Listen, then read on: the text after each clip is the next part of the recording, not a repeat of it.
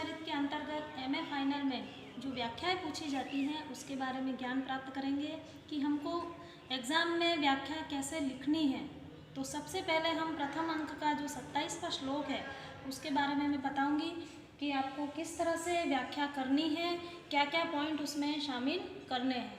चाहे कोई सा भी श्लोक आए, आपको प्रसंग तो वही लिखना है सभी श्लोकों में। तो सबसे पहले हम प्रसंग पे ध्यान देंगे कि प्रसंग के अंतर्गत आपको क्या क्या लिखना है। उत्तर रामचरित में प्रसंग में आप लिखेंगे महाकवि भवभूति द्वारा विरचित उत्तर रामचरितम नाटक उनकी उत्कृष्ट काव्य प्रतिभा को दर्शाता है।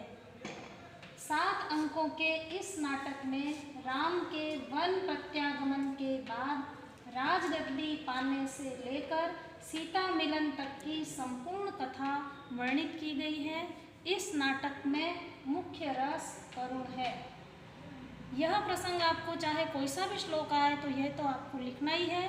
साथ ही जो भी श्लोक आए उस श्लोक के बारे में जो कुछ कहा गया है वो आपको संदर्भ में लिखना है। जैसे 27वां जो श्लोक है प्रथम अंक का, उसका संदर्भ मैंने लिखा है प्रथम अंक चित्र दर्शन है। उसी प्रथम अंक में से प्रस्तुत श्लोक उद्धृत किया गया है। यहाँ राम और सीता पूर्व बातों का स्मरण कर रहे हैं। राम प्रस्रवण पर्वत के बारे में कहते हैं। राम बता रहे हैं कि जब पहले प्रस्रवण पर्वत पे जब वे गए थे दोनों, तब उन्होंने किस तरह अपनी रात्रि वहाँ पर बिताई थी।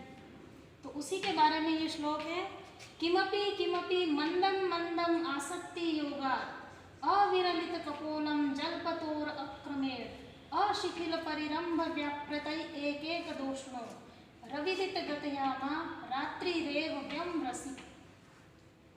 किमपि किमपि कुछ कुछ, मंदम मंदम धीरे धीरे, आसक्ति योगा, आसक्ति योगा यानी निकट होने से, पास में होने से, अविरलित कपोलम, अविरलित यानी सटे हुए, कपोलम यानी गाल, जलपतोह, जलपतोह यानी बोलते हुए, अक्रमेण जिसका कोई क्रम नहीं था लेकिन धीरे धीरे बोलते हुए, अशिथिल परिरंभ व्यापृतैः, अशिथिल परिरंभ यानी गाढ़े आलिंगन के द्वारा, एक एक दोषणों, एक एक भुजा वाले, रविदित रात्रि को, रविदित गतयामा एक एक प्रहर हमारा जो बीत रहा था, रात्रि ही रेव रात्रि का, व्यम रसित वह कैसे बीत गया पता भी नहीं चला।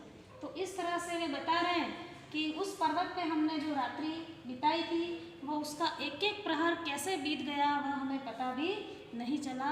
और यहाँ पर फिर अगले इसमें आपको पॉइंट डालना है, अर्थ लिखना है, अर्थ के बाद व्याख्या लिखनी है और व्याख्या लिखने के बाद आपका पॉइंट आएगा विशेष। विशेष में यहाँ पर आपको बताना है कि दीपक अलंकार।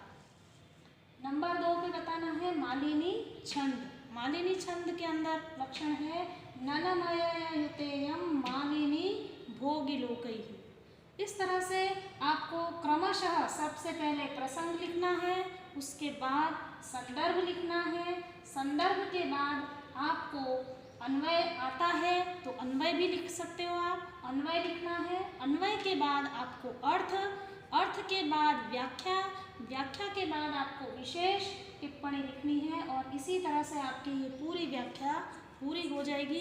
सभी श्लोकों में इसी तरह से ये सारे पॉइंट जोड़ते हुए आपको पूरी व्याख्या लिखनी है।